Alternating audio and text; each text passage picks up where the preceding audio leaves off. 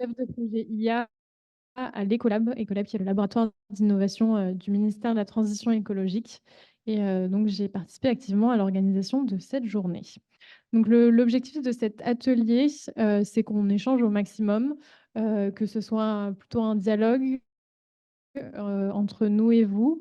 On va quand même faire quelques présentations pour que vous voyez un peu de quoi on parle sur le sujet et ce qu'ont fait nos différents intervenants. Mais d'abord, pour un peu du coup savoir qui est dans la salle, est-ce que vous pourriez nous dire parmi vous lesquelles se représentent des collectivités? Vous pouvez lever la main. OK, donc on a bien une moitié de personnes qui représentent des collectivités. Est-ce qu'on a des personnes du coup qui représentent des entreprises? OK, je dirais que c'est quasiment l'autre moitié. Est-ce qu'il y a autre chose, des associations? Ouais, quelques associations quand même et du secteur public qui n'est pas forcément de la collectivité. OK. Super. Bon, bah, très bien. Bah, on a du coup un public super diversifié. C'est plutôt très bien. Donc, hop, je vais commencer en laissant direct la parole à Hubert qui va vous faire une petite introduction sur le sujet de IA générative et ville. Et ensuite, avec un petit jeu d'ailleurs, me semble-t-il. Et ensuite, on vous posera quelques questions sur ce sujet.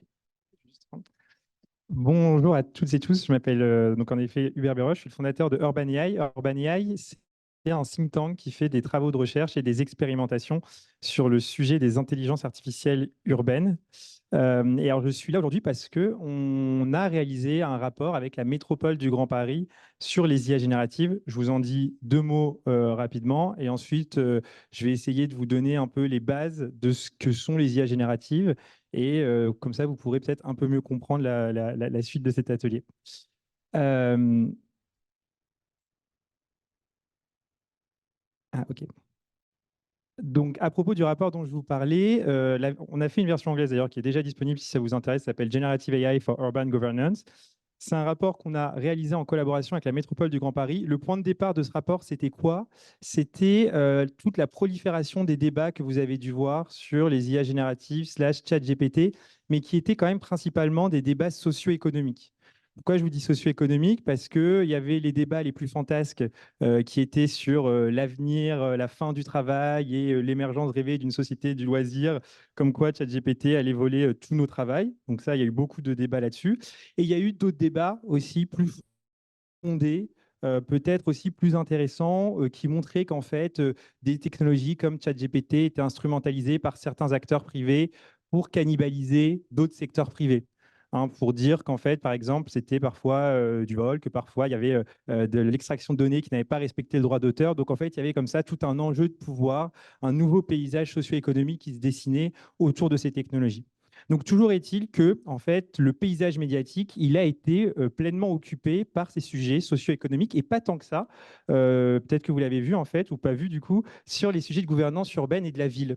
Il y a assez peu de contenu qui a été publié sur l'utilisation d'IA générative par les villes. Et donc, partant de ce point de départ, on a voulu faire une sorte de recherche exploratoire pour combler ce manque. On avait plusieurs questions à laquelle on a essayé de répondre. La première, très simplement, et on va en parler tout à l'heure, c'est comment des acteurs urbains peuvent utiliser des IA génératives. Et on va vous présenter tout à l'heure différents cas d'usage. On a essayé aussi de comprendre quels étaient les risques, parce qu'évidemment, il y a des risques qui sont techniques, il y a des risques qui sont éthiques, il y a des risques qui sont écologiques. Donc, c'est un peu tout ça qu'on a essayé de cartographier. Et puis, quels étaient aussi les usages un peu plus éthiques qu'on pouvait faire de ces technologies. Le but final de ce rapport, c'est vraiment d'essayer de donner des ressources facilement activables, utilisables par des acteurs de la ville. Quand je dis des ressources, ça va être des conseils, des recommandations, des cas d'usage, des entreprises. Enfin, voilà, plein de ressources que vous allez pouvoir mobiliser si vous avez envie d'utiliser ou pas des IA génératives. Bon, je vais vous passer sur la méthodologie, mais on avait fait plusieurs interviews, entretiens, parce qu'il y a justement assez peu de ressources qui sont disponibles. Alors, on commence par cette introduction. Donc, pour mieux comprendre un peu tous ces termes dont on a parlé ce matin, vous avez peut-être entendu parler de computer vision, machine learning, deep learning, IA générative, GPT, GAN. Bon, qu'est-ce que c'est où est-ce que se situe toute cette technologie? Là, on vous a fait, on a essayé de reproduire en s'inspirant d'un paper à droite, un graphe plutôt bien fait, peut-être que vous l'avez déjà vu passer, mais qui explique un peu comment les différentes technologies d'IA s'encastrent les unes dans les autres. Et donc, si on commence par le plus large, on a d'abord l'intelligence artificielle. Et là, l'intelligence artificielle, évidemment, ça parle à tout le monde. Ça a été défini d'abord en 1955. Je ne reviens pas dessus. Souvent, l'IA, on va dire que c'est des technologies qui essayent de reproduire des fonctions cognitives. Ce qui est intéressant juste quand même de garder en tête, c'est qu'on a un peu un glissement de cette définition. Aujourd'hui, maintenant, on parle de système d'IA plus que d'agent d'IA ou plus que juste de technologie d'IA. Et ça, c'est intéressant parce que ça permet, et Théo, je pense, vous en parlera, mais ça permet de comprendre que l'IA, c'est justement pas qu'un algorithme, mais c'est aussi un réseau d'infrastructures, de matérialité, d'expertise, de ressources qui sont mobilisées. Ensuite, on a machine learning et deep learning. Machine learning et deep learning, c'est ces réseaux de neurones qui vont se reconfigurer à partir de données d'entrée et données de sortie. Et c'est très fort pour classifier des données, pour classifier, catégoriser, prédire des données. Ça, c'est important de le garder en tête. Et enfin, on a les IA génératives popularisées par ChatGPT. En fait, ça remonte aux années, on va dire 2017, où on a commencé à envisager de nouvelles architectures pour pas simplement, on va dire, analyser de la donnée, mais produire des nouvelles données. Et c'est ça vraiment, peut-être qu'il faut garder en tête. La différence entre les IA génératives et les IA conventionnelles, c'est que vos IA génératives, en fait, elles vont vous produire des données qu'on va parfois appeler synthétiques. Au sein de ces IA génératives, il y a deux types d'architecture. Une qui est maintenant très connue, c'est les GPT. GPT, ils sont très connus grâce à ChatGPT. En fait, comment ça fonctionne très rapidement, les GPT? Ils sont d'abord essayés de travailler sur le sujet de la traduction. Et si vous essayez de traduire, par exemple, du français vers l'anglais, vous avez la possibilité de le faire mot par mot. Vous allez vous rendre compte assez vite que ça n'a pas fonctionné, que c'est assez limité. Et donc, eux, ce qu'ils ont essayé de faire dans un paper qui s'appelle Attention is all you need en 2017, c'est en un sens de traduire les mots d'une phrase, de traduire les éléments d'une séquence en une valeur numérique, hein, une matrice, et de cette valeur numérique, la situer par rapport aux autres mots de la phrase. Est-ce que je suis clair ou pas quand je vous dis ça? En fait, ce qu'ils ont essayé d'analyser, c'est dans une phrase, quelle est l'interdépendance d'un mot par rapport aux autres mots qui l'entourent. C'est-à-dire que, par exemple, le chat, eh ben, on va voir que le chat mange un chat, pardon, le chat mange une souris, eh ben, souris va être très connecté à chat, vous voyez, dans ce contexte-là. Là, c'est peut-être un peu plus clair. Vous voyez, en fait, c'est ça qu'ils essayent de mesurer, c'est vraiment l'interdépendance entre les éléments d'une séquence. Ça peut être une séquence ADN ou ça peut être une phrase.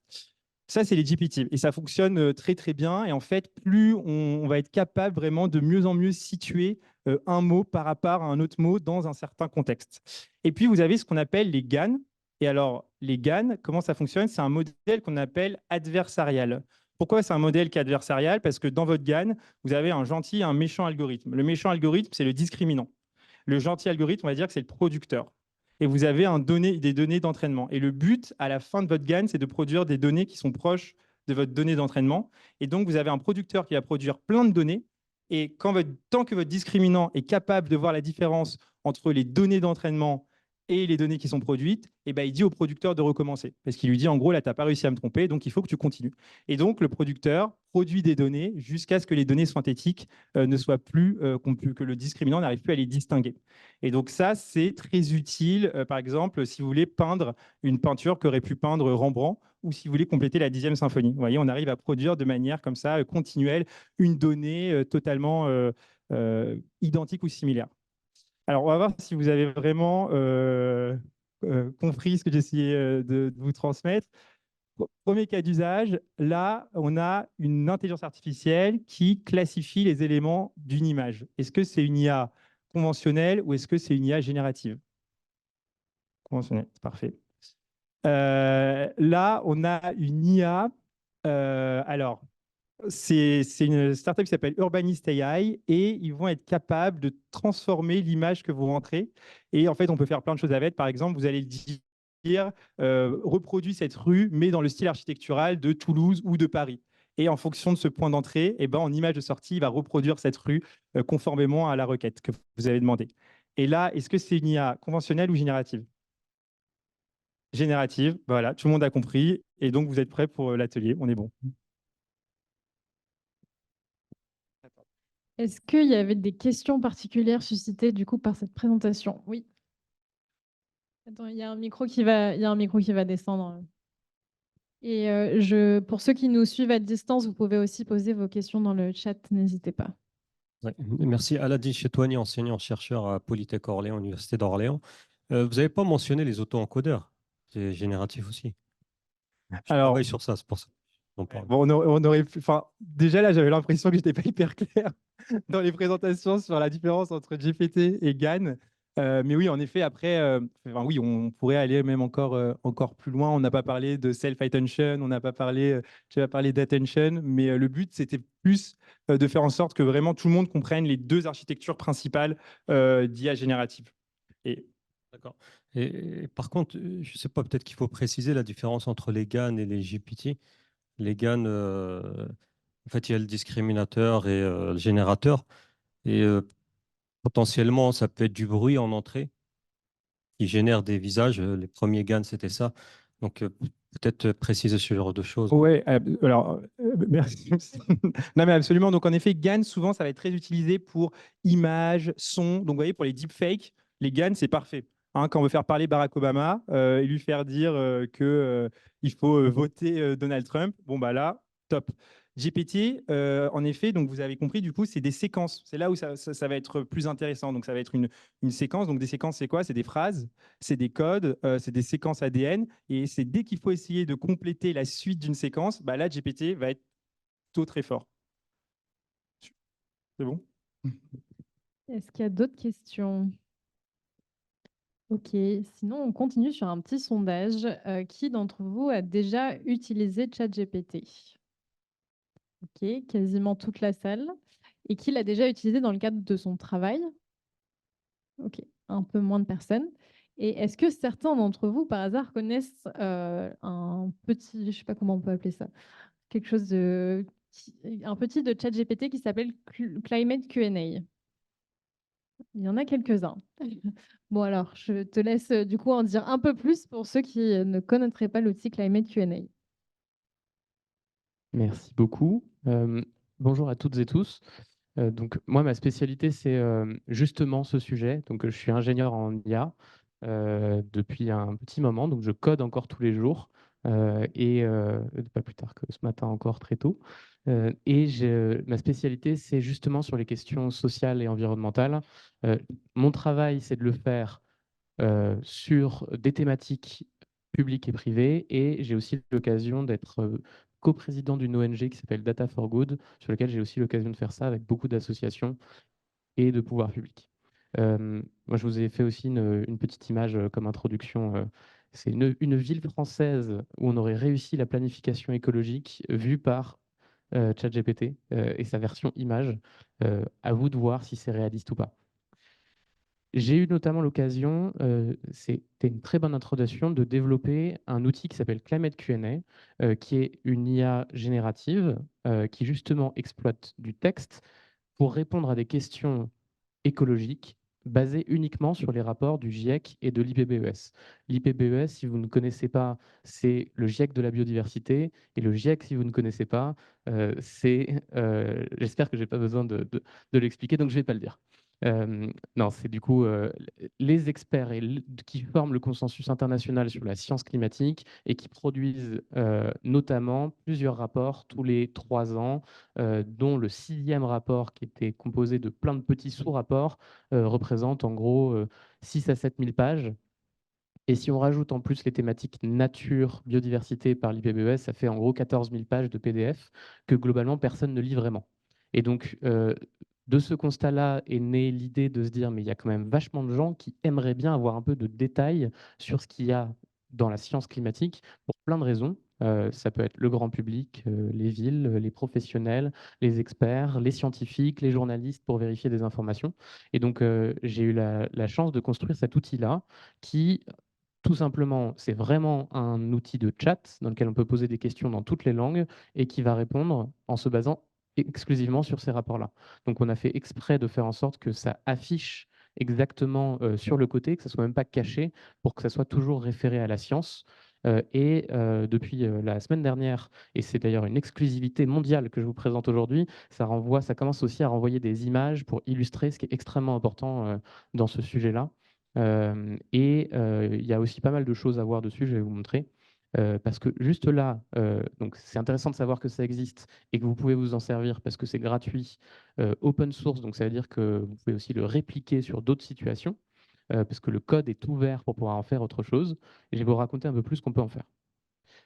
Notamment, alors là j'ai testé de demander quelle politique publique je peux mettre en place sur la décarbonation des transports dans la région, et ça va me donner effectivement énormément d'informations, mais ça va aussi surtout me donner les endroits dans les rapports où je peux ouvrir le PDF page 2484 pour comprendre un peu plus d'informations scientifiques sur le sujet.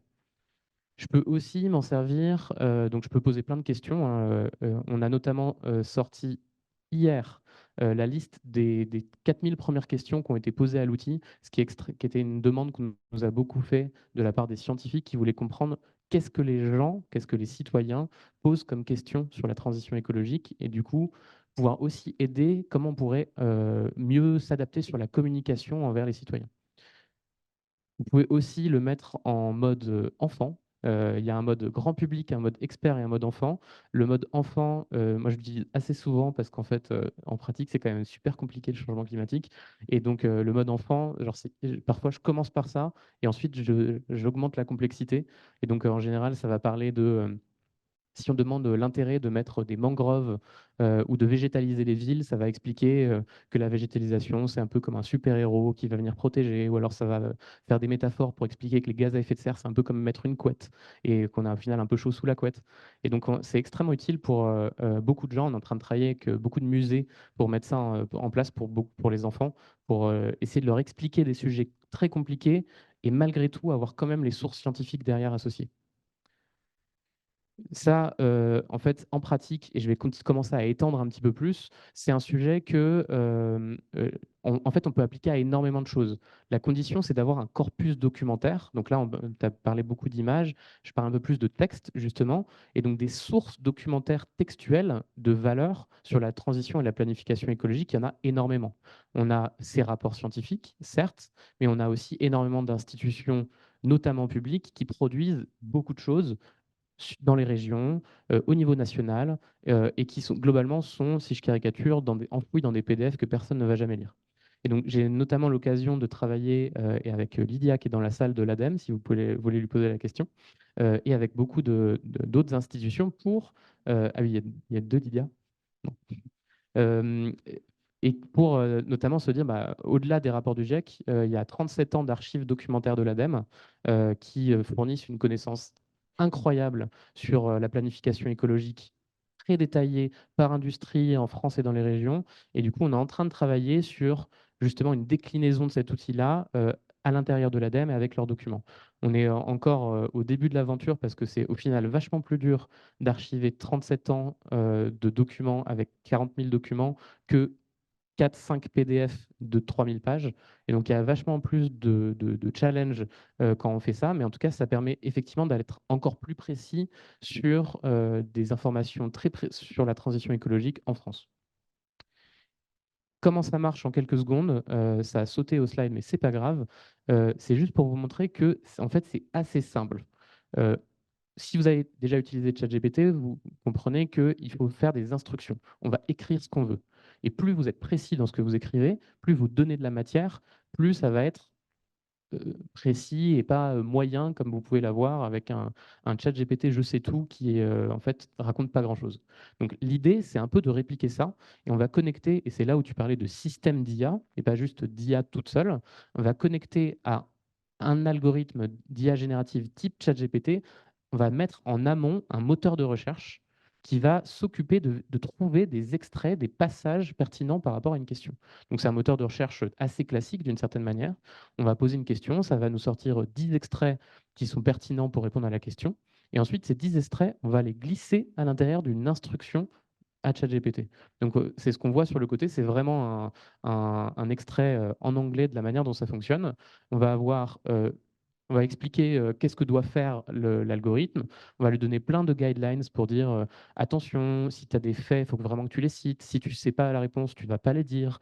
Si jamais, voilà, on va vraiment préciser ce genre de choses-là. Et puis après, on va donner les documents. Donc, on va lui dire ne te base que sur ce que je te donne. Surtout, n'utilise pas ta propre connaissance parce que tu vas me dire n'importe quoi. Et en plus, ça a été fait par les Américains. Donc, ça va raconter des trucs sur les États-Unis et ça ne va pas du tout être en raccord avec les politiques françaises. Et donc, on va vraiment forcer et contraindre au maximum cette IA dans ce cadre-là.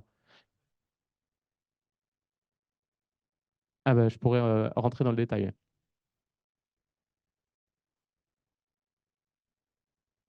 Ah oui, bah ça, c'est effectivement, c'est tout le jeu, c'est d'arriver à faire dire, de mettre un peu d'humilité dans l'algorithme. Donc, c'est plein de couches de contrôle. Par exemple, nous, une des couches de contrôle qu'on a mis, c'est si on ne trouve pas d'extrait dans les rapports du GIEC, dans les documents de l'ADEME, on va dire, bon, bah, je n'ai pas trouvé, je pourrais répondre, mais en fait, j'ai pas trouvé, donc je préfère pas répondre. Vaut mieux que vous fassiez vous-même vos recherches. Et donc, on préfère qu'il y ait des déceptions dans les gens parce qu'on répond à moins de questions plutôt que de répondre mal. Et ça, c'est extrêmement important sur ce sujet de la transition, de créer cette confiance-là dans la matière scientifique. Mais c'est le plus gros challenge. C'est effectivement très dur. Bien sûr.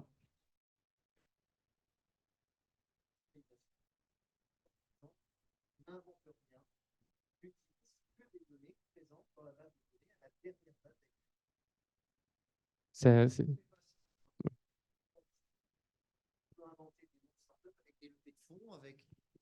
Il va inventer des noms de startups. C'est tout à fait crédible. Et pourtant, quand on va vérifier, aucune de ces startups n'existe. Maintenant, vous refaites la même instruction en disant n'invente rien, n'utilise que des données présentes dans ta base de données à la dernière date d'actualisation. Il dit je n'ai pas trouvé de startup. Donc ça marche très bien. Il faut juste penser à le mettre à la fin systématiquement. Non, il faut penser à le mettre, mais il faut aussi penser à le mettre bien. Et effectivement, ça peut ne pas toujours marcher en fonction des cas. Par exemple, si on met beaucoup trop d'informations, il va peut-être oublier la fin. Donc, il y a toujours plein de raisons qui font que ça ne marche pas. Mais en tout cas, ce qui est sûr, c'est qu'il faut faire attention. Et qu'il faut penser à le faire et trouver une manière de le faire et itérer. Mais il y a pas, il y a, parfois ça marche et dans d'autres cas, c'est plus dur. Et donc peut-être juste pour conclure un peu ça, là je vous ai montré 2-3 exemples. En pratique, dans mon métier, je vois en fait beaucoup plus d'exemples et j'essaie de les résumer. En bleu, c'est se dire qu'est-ce que ça fait ces IA génératives sur le texte. Ça permet déjà d'aider à la digitalisation des documents qui sont dans les tiroirs et dont on ne se sert pas. Ensuite, notamment parce que maintenant on arrive hyper bien à analyser des images et de les passer en texte grâce à ce type d'algorithme-là. Et quand pas mal de documents en fait, ont énormément de figures dans les rapports, ce genre de choses, ça va être très utile. Ça va aider à analyser ces documents, ça va aider à chercher de l'information dans un corpus documentaire et à rédiger des choses. Et ça, en fait, quand on assemble ces briques-là en système d'IA, comme on le disait, j'essaie de résumer les dizaines de cas d'exemples que j'ai pu voir. Alors, j'ai vu des exemples sur la recommandation, par exemple, d'aide à la transition écologique, qui peut se faire de plein de manières. Par exemple, en associant une demande et en essayant de trouver quelle est l'offre de financement public, par exemple, qui est la plus proche. C'est ce que fait, par exemple, Mission Transition, qui est aussi coportée par l'Ecolab et par le SGPE. Ça permet de, par exemple, répondre à des questions de plein de manières. Ça peut être soi-même en tant qu'agent, ça peut être pour des administrés, ça peut être pour des scientifiques, il y a plein de manières de faire. Ça peut permettre de recommander des trajectoires, recommander des actions. Moi, je travaille énormément là-dessus avec des acteurs, notamment bancaires, pour dire comment on va faire pour non seulement dire aux PME françaises, vite fait, même sans avoir trop compris encore le problème, quelles sont les 3 actions principales pour la décarbonation à mettre en place, par exemple. Et du coup, derrière, quels sont les financements privés et publics, des prêts à la transition qui peuvent mettre en face de ça. Ça peut permettre de fournir une information qui est très localisée. On voit que la première question que les gens ont posée à mon outil sur le GIEC, 26% des gens, avant de savoir qu'est-ce qu'est le changement climatique, 26% des gens posent une question sur quelle va être la température chez moi à Marseille en 2050. C'est beaucoup plus que ce qu'on pensait qu'il allait avoir. En fait, les gens ont besoin d'informations locales sur ce qui va se passer, comment on décline une science globale en une action locale. Et ça, arriver à faire cette traduction-là, c'est une autre forme de traduction, mais extrêmement intéressante. Après, je ne vais pas passer trop longtemps, mais je travaille beaucoup sur le greenwashing, sur les allégations environnementales, beaucoup sur les normes et les législations, sur la rédaction de rapports et de chartes environnementales. On m'a posé des questions récemment sur des analyses de consultation citoyenne. Bref, il y a trois petits points pour que je m'arrête là et puis pour redonner aussi la parole à la salle et voir ce que ça vous inspire et si jamais il y a justement des sujets où vous dites « Ah bah tiens, j'avais justement pensé à ça, est-ce qu'on peut en discuter ?»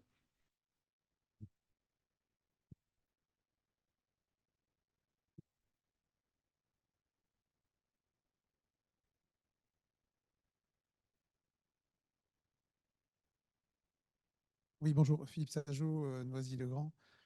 Ce que vous venez d'exprimer, je trouve que enfin, c'est exactement l'ambition que j'avais ou que j'ai ou que j'aimerais avoir sur le PLUI. Alors, il y a moins de pages. Pas sûr de savoir ce que c'est. Le plan local d'urbanisme, Ok. qui est au niveau, dans, dans notre cas, de l'établissement public territorial, où en fait, on sait que les gens viennent avec une question très précise par rapport à leur environnement. En plus, vous venez de dire qu'ils seraient capables d'intégrer des photos et de les traduire pour dire est-ce que je peux faire ça? Et aujourd'hui, bah, il y a des gens qui regardent ça, bon. Et la question qui était posée pour le moment, c'est de dire bon, oui, ça peut aider, mais je ne serai peut-être pas juridiquement opposable dans la recommandation que va donner cette IA générative. Donc ça, c'est ma première question. Et ma deuxième, et là, c'est, je dirais, le maître d'ouvrage qui pose la question, c'est que tel que vous l'exprimez, vous avez l'air extrêmement compétent, vous avez bien compris les sujets, etc. Car nous, face à nous, on a des prestataires qui viennent nous dire, mais moi, je sais faire. Comment évaluer la compétence de je sais faire pour arriver à voir la pertinence? Alors, question, c'est plus fort d'un coup. C'est une question. Est-ce que c'est moi? Non, c'est bon? Ok. Donc, c'est effectivement, genre, c'est typiquement ce qui se passe quand en fait, on rentre dans le réel. C'est faire un outil d'IA à la ChatGPT sur des documents de confiance. En vrai, c'est assez facile à faire. Rentrer dans le réel, c'est commencer à se dire, mais en fait, qu'est-ce qui se passe si jamais ça marche pas, si je me fais attaquer, quelle est la réponse que je vais donner, est-ce qu'elle est de confiance ou pas? Les scientifiques, par exemple, ils nous disent, c'est extrêmement bien ce que vous faites, mais par contre, il faudrait que ça produise une traçabilité de la citation scientifique. Sinon, en fait, les gens vont raconter n'importe quoi, et si on peut pas savoir d'où ça vient cette information-là, on ne saura pas que ça va tordre en fait la parole scientifique et il faut faire extrêmement attention. Sur les questions juridiques, il y a plusieurs manières de le voir et en fait, parfois ça ne vient pas de l'IA, ça peut venir du système final dans lequel on va se dire mais est-ce que je veux aller jusqu'au bout de la preuve juridique? Et dans ce cas-là, je vais peut-être connecter ça à justement des textes de loi pour aller en fait raccrocher ça à un autre système peut-être d'IA générative ou pas, qui va venir vérifier les arguments point par point. Par exemple, sur le greenwashing, sur les fausses allégations environnementales, il y a une norme européenne qui est en train de sortir. On peut faire une première analyse, mais on peut surtout, une fois qu'on l'a, regarder chacun des points et à nouveau réappeler un nouveau corpus de loi pour vérifier que chaque point est effectivement vérifiable. Mais ça s'arrête à un certain point, surtout que ça permet plutôt à des agents humains, et fort heureusement, d'avoir une aide à la décision pour se dire, en fait, merci d'avoir cherché dans le texte de loi à ma place. Maintenant, j'ai tous les arguments pour savoir oui ou non, est-ce que c'est opposable ou pas. De là à se dire qu'on arrivera peut-être un jour à certains endroits sur lesquels il y aura effectivement une juridiction qui sera officielle sur des prises de décision comme ça, c'est encore un autre cas et je pense pas qu'on y est tout de suite et en tout cas, on n'y sera jamais sur tous les sujets et sur tous les problèmes. Alors ça ouvre plusieurs autres questions. J'espère que j'ai déjà répondu à ça. Après, peut-être que toi, tu sais aussi, si tu traites des PLU. Non, mais juste si ça t'intéressait sur les PLU, tu as une personne qui s'appelle Maxime Pranchère, qui est data scientist chez Adéquation, et il s'était amusé à la sortie de ChatGPT quelques semaines après à faire à faire des requêtes ciblées comme ça sur les PLU. Mais en effet, ça ne résout pas les problèmes juridiques que ça peut entraîner derrière. J'aurais une petite question, s'il vous plaît. Je suis dans un projet actuellement où on fait les détections des informations. On doit créer un plugin, etc., mais pour la santé. Donc, les fakes au niveau de la santé, etc. Je me pose la question, est-ce que ça existe de votre côté sur le changement climatique, etc. Est-ce qu'il y a des outils qui ont été développés ou des plugins qui permettant aux utilisateurs de poser leur information et de détecter est-ce que c'est des fakes ou c'est basé sur un aspect scientifique, un article, etc. Nous, on le fait côté médical. Actuellement, c'est un projet dans lequel on travaille, mais je posais la question, est-ce qu'il y a la même chose de votre côté, quoi? Bah, pas de façon automatique, mais à nouveau, c'est plus une question pour moi d'interface finale et d'utilisation plutôt que de technologie en tant que telle. Par exemple, je sais que, pour en parler avec beaucoup d'entre eux, beaucoup de journalistes maintenant utilisent notre outil pour vérifier des infos. Donc, c'est-à-dire qu'ils voient quelque chose, ils vont sur l'outil, ils tapent, ils font leur recherche et ça les aide dans leur recherche. On m'a demandé si jamais on pouvait le connecter automatiquement sur Twitter ou sur les réseaux sociaux pour répondre quand des climato-sceptiques posaient des choses et pour avoir quelque chose qui réponde automatiquement par la science, je sais, je suis pas spécialement favorable à cette idée-là. Je la trouve plutôt pas bête, mais j'ai un peu peur aussi en même temps de ce que ça peut vouloir dire. Et après, je donne un autre exemple. J'ai vu par exemple, j'ai l'occasion de travailler avec Reporters sans frontières, qui est aussi une alliance de journalistes. Et eux, leur choix, c'était de se dire, bon, on va pas le faire automatiquement. Par contre, on va demander, on va connecter plusieurs systèmes. On va prendre un qui va nous dire justement qu'est-ce que dit la science, un autre qui va taper sur les corpus de loi pour dire qu'est-ce que dit la loi, qu'est-ce que dit ensuite les acteurs publics, qu'est-ce que dit, etc. Et après, il y a une nouvelle IA générative qui fait la synthèse de toutes ces informations-là. Et parce que eux, en fait, en fait, ça m'a reproduit leur processus de vérification. Et c'était pas automatique, c'était vraiment un choix de design de on va faire A plus B plus C, et c'est la manière dont ils le font. Et après, donc ça peut marcher dans tous les domaines, à condition d'avoir la source de données de confiance, quoi. Je crois qu'on n'a pas répondu à la deuxième question de Philippe qui était sur les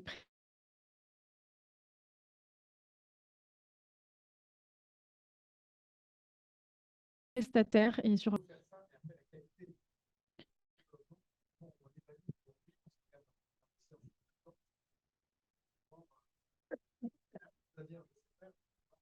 une question sur la qualité du développement et peut-être que Éloi, tu as peut-être des éléments de réponse. Oui, alors sur ces éléments-là, nous, on aura quelques cas d'usage qui seront présentés après. Nous, les seuls cas qu'on a vus dans des collectivités qui sont venues vers nous avec des projets d'IA, c'est vrai que c'était souvent des discussions avec les prestataires. Enfin, c'est pas forcément une solution achetée sur étagère d'un coup, mais c'est quand même beaucoup de relationnel, de creuser aussi sur les solutions qui sont mises en place, faire des POC. Enfin, c'est pas aujourd'hui, en tout cas, dans les quelques projets qu'on a pu voir, voilà, c'était pas directement on prend une solution qu'on a trouvée, mais c'est vraiment un travail un peu long à construire le projet et le construire en amont. Moi, je voulais faire un commentaire sur la notion d'IA éthique, sur le fait qu'on interroge et on imagine qu'il y a une solution, il y a une réponse, une bonne, validée par les scientifiques, en faisant fi du fait qu'il y a des débats entre les scientifiques. Parce que climato-sceptique, d'accord, mais sauf qu'on a bien vu avec l'histoire du Covid qu'il y a des gens qui affirmaient des choses auréolés d'une blouse blanche, et en fait, ils disaient des grosses bêtises. Et donc, ça alimente, pourquoi ça alimente justement les sources d'informations alternatives? Parce que on refuse le débat aujourd'hui en disant il y a la pensée unique, hein, c'est la Pravda de l'Union soviétique. Ça, c'est très, très embêtant, parce que justement, on ne voit pas comment dans l'IA aujourd'hui, on dit bah, il y a différentes opinions qui s'expriment. Il y a un peu ce que tu as évoqué tout à l'heure en disant il faudrait en fait qu'on puisse, quand il y a un débat, dire il y a un débat, il y a des gens qui ont plutôt cette sensibilité-là, d'autres plutôt d'autres sensibilités.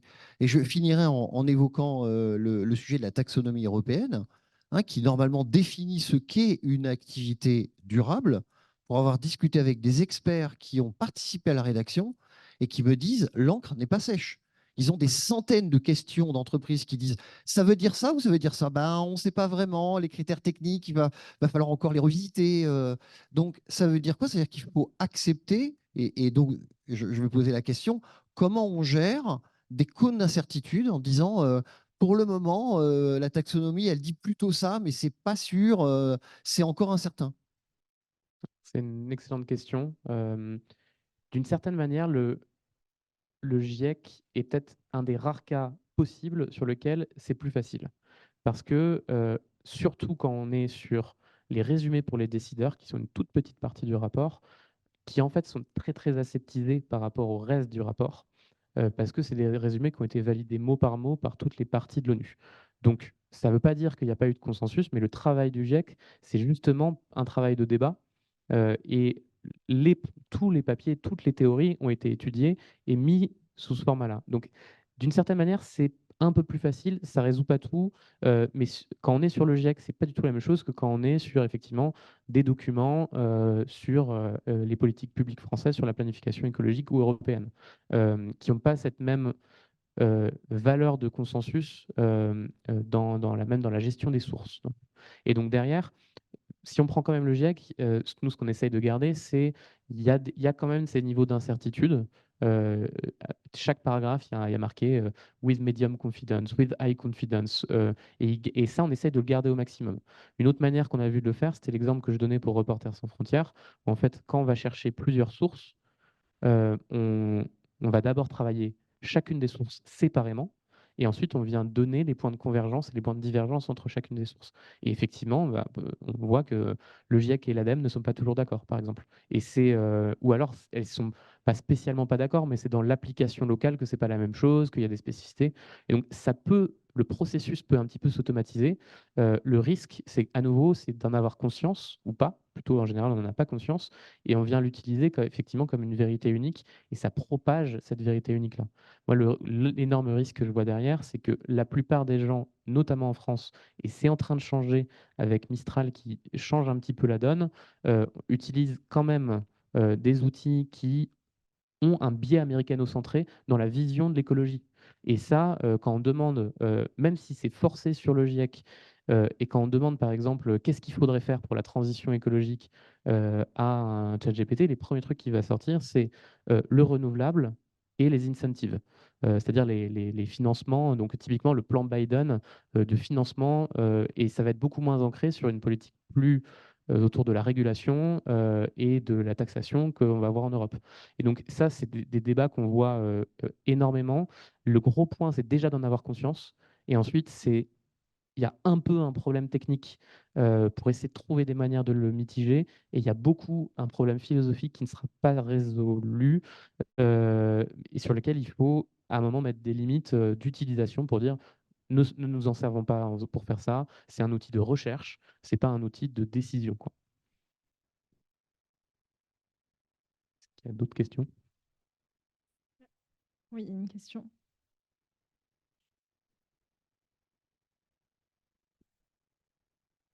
Bonjour, Hélène Cosy, je travaille à la ville d'Antony. Ce que vous disiez qu'on a entendu plusieurs fois sur le fait que comme on est basé sur la base des briques qui ont été construites par des Américains, par des entreprises américaines, est-ce qu'il existe actuellement des développements qui fait qu'on aurait des bases aussi au fur et à mesure, par exemple françaises ou européennes, pour après, au fur et à mesure, enlever ces biais? Et j'en profite parce qu'il y a quand même nos amis Microsoft qui sont là, que entreprise américaine ne veut pas forcément dire modèle américain. Par exemple, nous, on travaille beaucoup dans un environnement Microsoft et on peut tout à fait, et c'est ce qu'on fait de plus en plus, utiliser des modèles d'IA français comme Mistral à l'intérieur d'un Microsoft. Donc, il faut vraiment aussi parfois faire la part des choses, et je pense que tu vas en parler après. Il y a plein d'endroits sur lesquels peut s'introduire, ou plutôt des problèmes de biais sur la vision française. Il y a dans la donnée elle-même qui a servi à nourrir ces algorithmes-là. Et là, c'est un peu en train de changer. On a la chance d'avoir plusieurs entreprises, donc Mistral, je disais, qui travaillent dessus, beaucoup d'universités en France qui travaillent énormément dessus. Hugging Face, qui est une des plus grosses startups dans le monde, qui est franco-canadienne, qui justement a une vision éthique de l'IA et travaille énormément sur le débiaisage et la désaméricanisation des algorithmes. Et par exemple, il y a 2 jours est sorti un algorithme qui s'appelle Croissant LLM, qui est fait par des universitaires français, qui a été fabriqué pour être fonctionner vraiment sur base de données françaises et entraîné dans le supercalculateur Jean Zay pour une empreinte carbone qui est complètement dérisoire au passage et qui est un outil qui est tout petit et qui permet de faire vraiment beaucoup de choses. Donc il y a la donnée en elle-même, il y a où est-ce que ça a été fait, il y a aussi la philosophie des développeurs et des développeuses, surtout des développeurs, qui a fabriqué ces algorithmes-là. Donc, il faut penser en fait à ces choses-là, il faut penser à collecter les bonnes données, il ne faut pas oublier certains points dedans. Et donc, il y a plein d'endroits sur lesquels peut se glisser une délocalisation de l'IA, mais pour le coup, ça va plutôt dans le bon sens. Et je suis assez rassuré là-dessus, parce que j'étais beaucoup moins il y a 6 mois.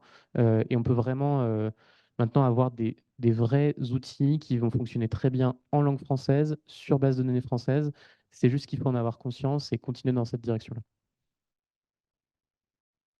Oui, bonjour, Jacques Noël. Donc, je suis chargé de construire l'offre d'un éditeur de logiciels pour faciliter les transformations territoriales. On réfléchit, nous, plutôt sur, non seulement sur les modèles de langage, mais aussi sur tout ce qui concerne l'information graphique, et notamment l'information géographique. Et on est en train donc de creuser sur ce côté, justement sur la planification écologique, où on a besoin de ce genre d'outils, de cartographie, qui peut être renouvelé avec des modèles 3D, qui peuvent être générés automatiquement. Il y a aujourd'hui des technologies comme NERF, avec des outils comme Cesium, qui évitent toute la séquence de photogrammétrie et qui permettent donc d'avoir des environnements réalistes, virtuels, qui permettraient donc aux parties prenantes de se faire une idée de comment a été le territoire, comment il est aujourd'hui, comment il sera demain, etc.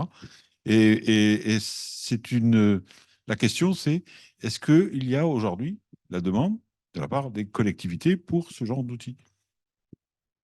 Je n'en ai aucune idée, peut-être que vous aurez la réponse. Mais j'ai l'impression qu'en plus, vu les technologies que vous citez, que c'est quand même justement assez avancé. Le seul point de réponse que je pourrais donner avec humilité, c'est que c'est quand même, effectivement, et je ne sais plus qui en parlait avant, des technologies extrêmement émergentes. Donc d'un côté, c'est assez instable dans un sens positif ou négatif, on peut le voir comme on veut, mais ça bouge très très vite. La technologie de NERF qui permet donc vraiment de reconstituer du 3D à partir du 2D, notamment sur des photos, donc qui est extrêmement utile dans l'urbanisme, dans l'aménagement d'intérieur, bah, c'est tout nouveau à cette qualité-là, et donc potentiellement que très peu de gens dans la salle en avaient entendu parler. Et donc cette maturité-là et cette connaissance, elle n'est pas encore là. Donc, je dirais que ça, c'est un premier point. Et après, par contre, le point qui est à nouveau positif ou négatif en fonction de comment on le voit, c'est que on est quand même dans un moment d'intérêt sur ces technologies-là qui fait que ça monte très très vite dans la tête de beaucoup de gens qui ne se posaient pas du tout les questions de l'IA dans sa version conventionnelle avant. Et donc, je dirais que ça bouge vite, un peu dans tous les sens. Donc après, est-ce qu'il y a une place pour ça? Est-ce qu'il y a de l'intérêt? Je n'en sais pas plus. Mais ça ne m'étonnerait pas.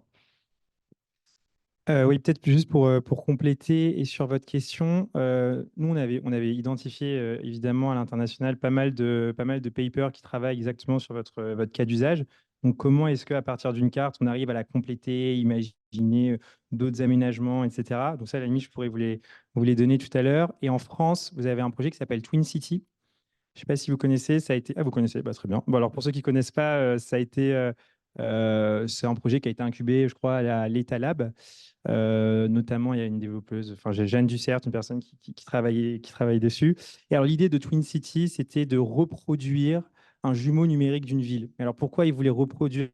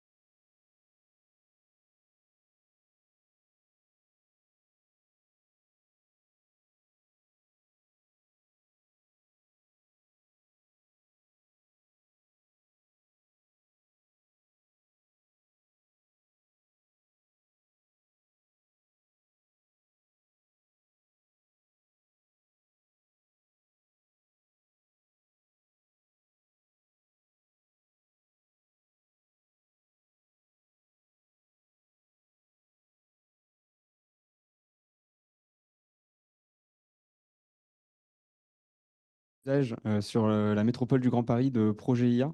Ce sera une présentation qu'on fera à deux voix avec Hubert. Moi, je vous présenterai quelques cas de projets IA de collectivités qui n'utilisent pas forcément tous l'IA générative, mais Hubert pourra après développer avec des exemples qui sont inspirés de ces quelques cas d'usage où l'IA générative peut apporter un complément ou d'autres éléments pour venir compléter ces projets.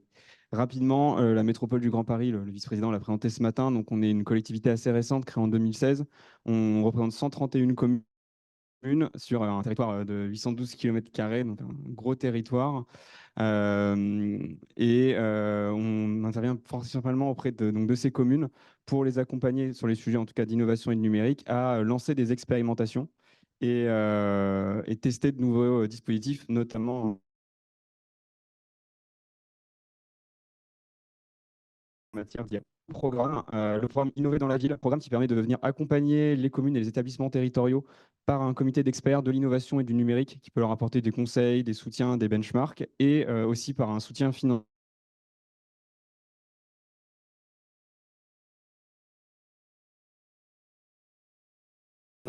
pouvant aller jusqu'à 10 depuis 2000 attribués. Et on voit récemment, depuis l'année 2023, apparaître des projets IA dans les dossiers qui nous sont soumis.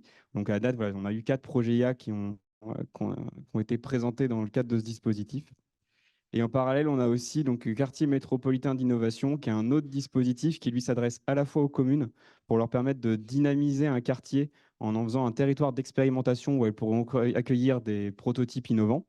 Et aussi une offre vis-à-vis des acteurs innovants, d'avoir un accès privilégié à ces terrains, avec un accompagnement notamment apporté par notre partenaire Paris Senco sur ces déploiements-là, et un accès privilégié aussi aux agents des communes pour faciliter la mise en place de ces expérimentations, qui sont que des produits qui aujourd'hui ne sont pas encore commercialisés.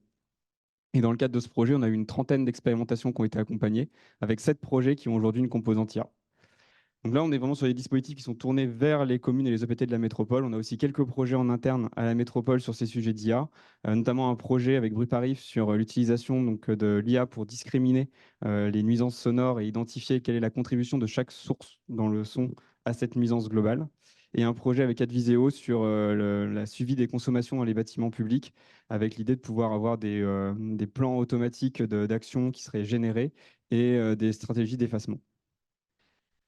Alors, pour présenter quelques cas d'usage, premier cas qui vient donc du programme Innover dans la ville, qui est par la ville de Noisy-le-Grand. Vous avez pu avoir l'intervention entre midi et deux de Philippe Sajot, qui est présent dans la salle et qui porte aussi ce projet, qui est un projet autour de l'optimisation de la collecte des déchets. À savoir que donc, la ville de Noisy-le-Grand a 1000 corbeilles de voirie sur son territoire. Et la particularité du projet, c'est d'avoir utilisé donc, des capteurs pour identifier le remplissage de ces corbeilles et d'utiliser une IA pour limiter le nombre de capteurs à déployer. Donc, en fait, on peut avoir du coup une estimation du remplissage des 1000 corbeilles avec simplement 250 capteurs. Et donc l'idée, voilà, c'est d'utiliser une IA prédictive pour réduire le nombre de capteurs à installer. Deuxième exemple, qui cette fois-ci dans le cas de Quartier métropolitain d'innovation, qui est un projet à Aulnay-sous-Bois sur la gestion par IA de la qualité de l'air en intérieur dans des bâtiments. Donc ça se base en fait sur des prédictions à la fois météorologiques et des relevés dans les bâtiments pour prévoir la qualité de l'air à 6 heures et à 3 jours. Et ça permet d'optimiser à la fois le système de ventilation pour améliorer la qualité si nécessaire, et aussi de déclencher soit des alertes, soit des propositions de comportement aux personnes qui utilisent ces bâtiments. Voilà pour 2 exemples qui utilisent l'IA dans des problématiques environnementales. Et je pense que je passe la parole après à Hubert pour que tu puisses développer sur... Oui, alors ce qui est intéressant par rapport aux exemples que vient de vous donner Éloi, c'est qu'on peut toujours, en fait, par-dessus ces informations qui vont être produites par de l'IA, utiliser dessus de l'IA générative. En fait, il y a quelque chose de très cumulatif. Vous savez, c'est comme les infrastructures, ça fonctionne de manière cumulative. Les IA aussi, ça peut fonctionner de manière cumulative. Ce qui veut d'ailleurs dire que d'où l'intérêt, quand vous êtes une ville, à chaque étape, de bien le faire, parce que sinon, vous développez ce qu'on appelle une dette technique. C'est-à-dire que si votre première IA est mauvaise, bah après, ça peut s'accumuler. Donc, nous, on a fait plusieurs entretiens. Une idée qui ressortait après auprès des chercheurs qu'on a interrogés, auprès des villes qu'on a interrogées, c'est cette idée que l'IA générative pourrait créer ce qu'on appelle une ville temps réel.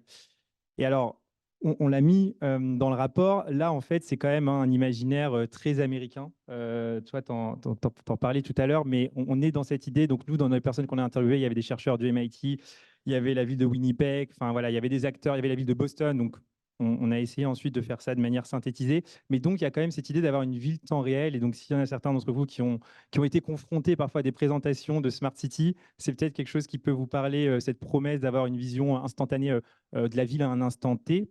Mais en tout cas, derrière cette idée un peu marketing de real-time city, il y a quand même un vrai cas d'usage qui a un accès ciblé à l'information.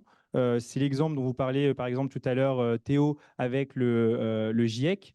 Là, on a une startup qui s'appelle UpCity. Peut-être que ça vous parle pour certains d'entre vous. UpCity, c'est une startup plutôt bien déployée en France, qui a des capteurs, qui font de l'éthique by design pour récolter de l'information. Éthique by design parce qu'ils utilisent des images basse résolution. Donc, on peut toujours déflouter de l'image basse résolution, mais il faut vraiment le vouloir si on veut faire de la reconnaissance faciale dessus.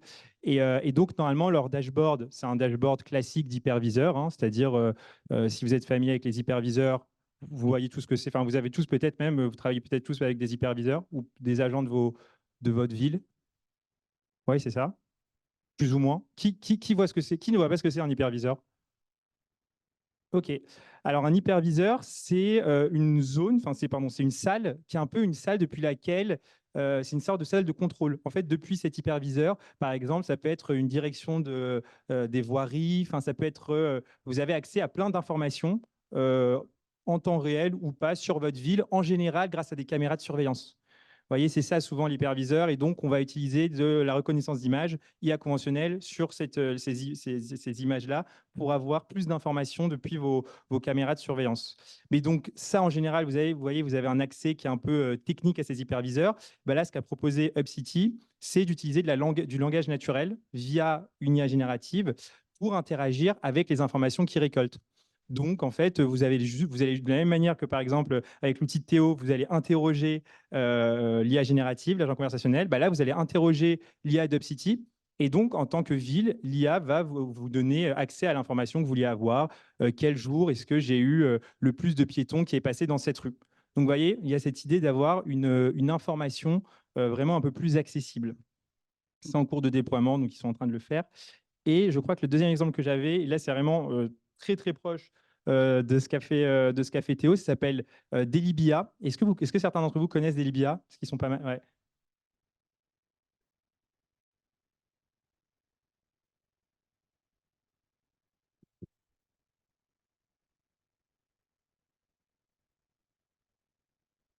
Qui a été créé donc dans le cadre de.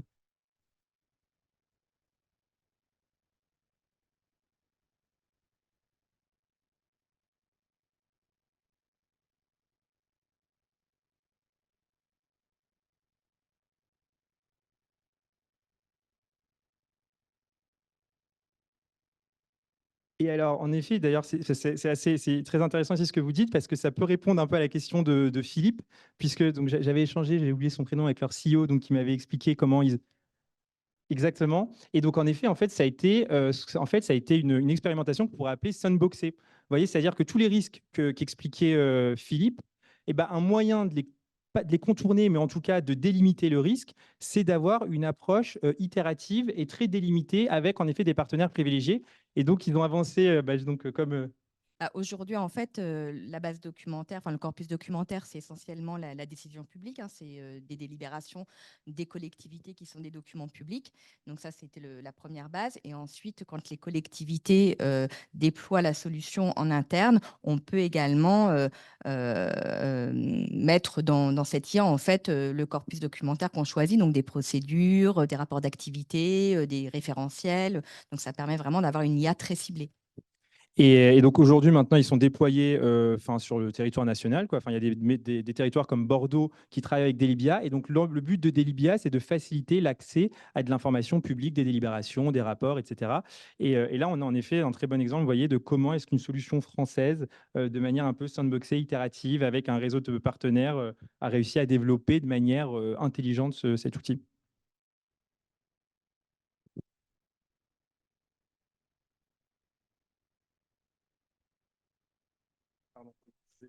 C'était juste la citation que je vous mettais d'une personne, donc d'une des personnes qu'on a interrogées, qui fait d'ailleurs partie de notre réseau de chercheurs.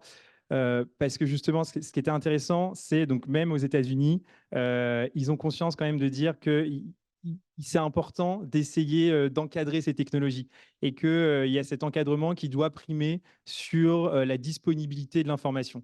Donc, c'était aussi pour nuancer cette utopie de la vie temps réel dont je vous ai parlé au début et vous montrer que voilà, c'est important aussi d'essayer de l'encadrer.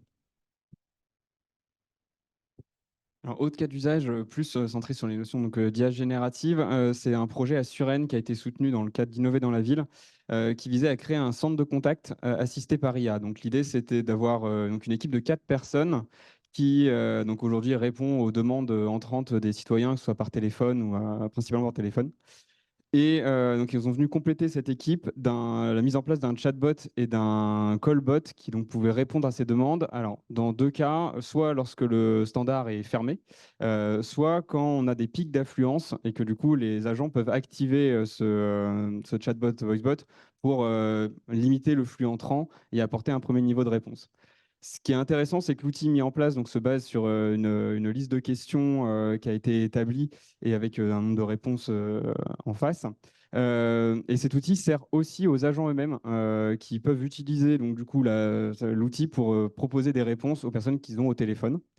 Donc là, c'est dans la phase est déployée et va rentrer en fonction dans les prochaines semaines. L'idée, dans un second temps, ce serait de mettre en place une IA générative pour les questions qui aujourd'hui ne sont pas traitées par l'outil, d'avoir l'IA qui puisse permettre de générer des réponses qui pourront être après contrôlées par les agents et ajoutées au corpus des réponses à apporter.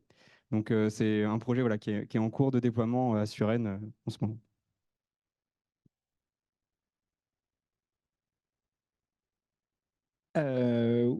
Oui, alors très rapidement, pour aller un peu dans le sens, un autre exemple, cette fois-ci international par rapport à ce que vous disiez, Éloi. Alors, c'est une autre thématique nous, qui ressortait, cette idée d'avoir des agents publics augmentés. Donc, encore une fois, on est peut-être dans quelque chose d'un peu marketing, mais en tout cas, comment est-ce qu'on utilise de l'IA générative pour libérer du temps, mieux accéder à l'information? Il y a la ville de Boston qui s'est vraiment emparée du sujet. Dès que ChatGPT est sorti, ils ont dit, bon, bah, nous, on va essayer de s'y attaquer. Mais donc, ce qu'ils ont fait, je trouvais la démarche intéressante, ils ont publié un guide intérimaire.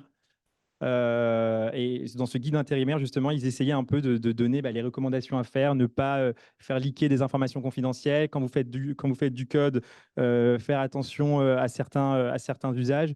Donc voilà, là, il y avait dès le début un encadrement de cette technologie de la part de la ville de Boston.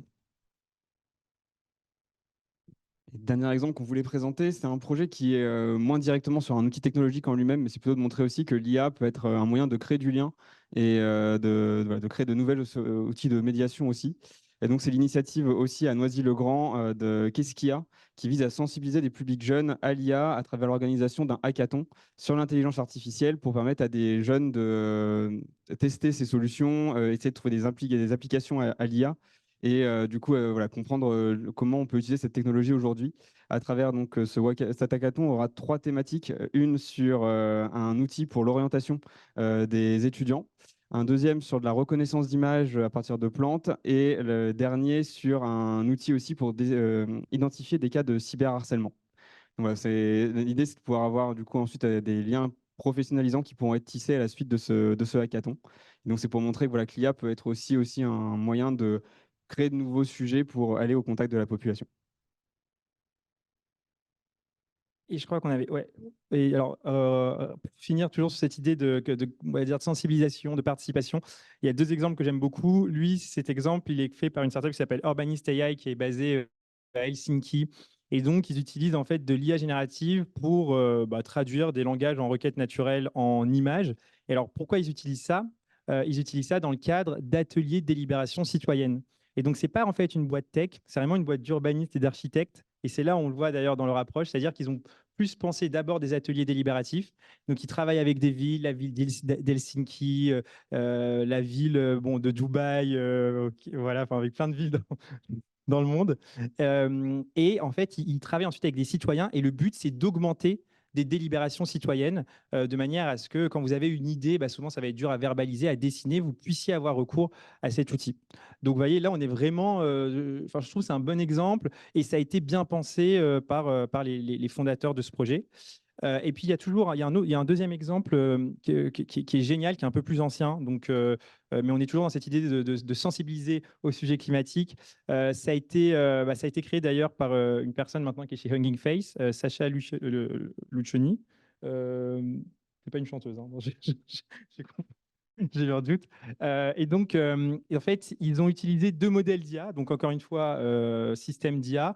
Premier modèle d'IA pour prédire les conséquences climatiques de manière localisée, territorialisée. Donc, ça rejoint ce que Théo vous disait tout à l'heure avec ces besoins d'avoir une info territorialisée. Et une fois qu'ils avaient cette information, bah, ils l'ont traduite visuellement en utilisant des modèles GAN dont je vous parlais tout à l'heure. Et donc, ça permet en fait de voir à quoi va ressembler votre ville à horizon 2030-2050. Et alors, pourquoi c'est aussi intéressant rapidement? Parce que en fait, en France, vous avez une association qui s'appelle Roux Architecture, qui est spécialisée dans l'adaptation aux risques climatiques, et ils ont imaginé la Camargue sous les eaux.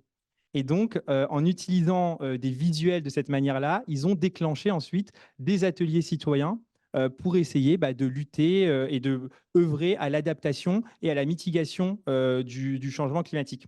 Donc, vous voyez, en fait, ces images-là, elles peuvent aussi servir de manière très motrice à créer des liens, à créer des ateliers avec vos citoyens, avec différentes parties prenantes pour aller vers une direction, vers un projet climatique concerté.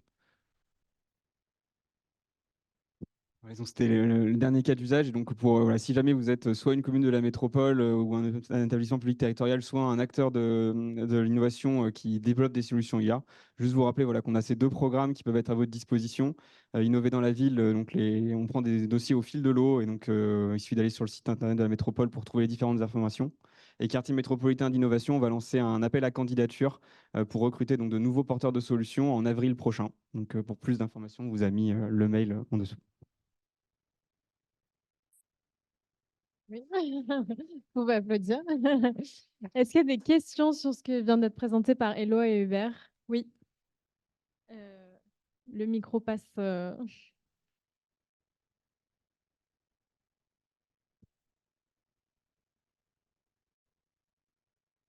Bonjour, Thomas de Latour, donc à l'ADEME dans l'équipe sobriété numérique. Merci pour cette présentation. Les projets étaient tous très intéressants. Est-ce que dans tous ces projets, ils ont mis en place des méthodes pour calculer les bénéfices-risques? Je pense forcément aux bénéfices et risques environnementaux, aux prise en compte des externalités, etc. Après, le numérique responsable, ce n'est pas que l'environnement, mais voilà. Alors, sur les projets, en tout cas côté métropole, je pense que sur le cas en tout cas du centre de contact, je ne suis pas sûr qu'on ait pris en compte cet élément-là lors du déploiement, vu que une grosse partie du projet était aussi de constituer le centre de contact en lui-même. Et après, sur la partie par contre Noisy-le-Grand, peut-être que Philippe Sajot pourra compléter si c'était dans les éléments, mais en tout cas, ce que je trouve assez intéressant, c'est que ce projet, on vise quand même à réduire le nombre de capteurs déployés grâce à l'IA. Et donc, ça montre que l'IA peut aussi être un vecteur d'économie dans certains projets, du fait qu'on n'a pas besoin de déployer 1000 capteurs, mais on peut en déployer que 250. Donc, voilà, ça peut permettre aussi sur des aspects Smart City aujourd'hui, qui peut être assez critiqué sur des aspects nombre de capteurs, génération. L'IA peut peut-être aussi être un moyen de réduire ce coût correspondant. Je pensais aussi notamment à mettre en regard avec des solutions qui n'utilisent pas du tout d'IA, voire pas du tout de numérique, pour voir quels ont été les effets. Mais ça fait un peu penser à ce qu'on disait ce matin, est-ce qu'on utilise l'IA ou pas? Et ce type d'études, soit complètement en amont, mais même pendant le projet et après le projet, ça peut permettre d'aider à cette prise de décision.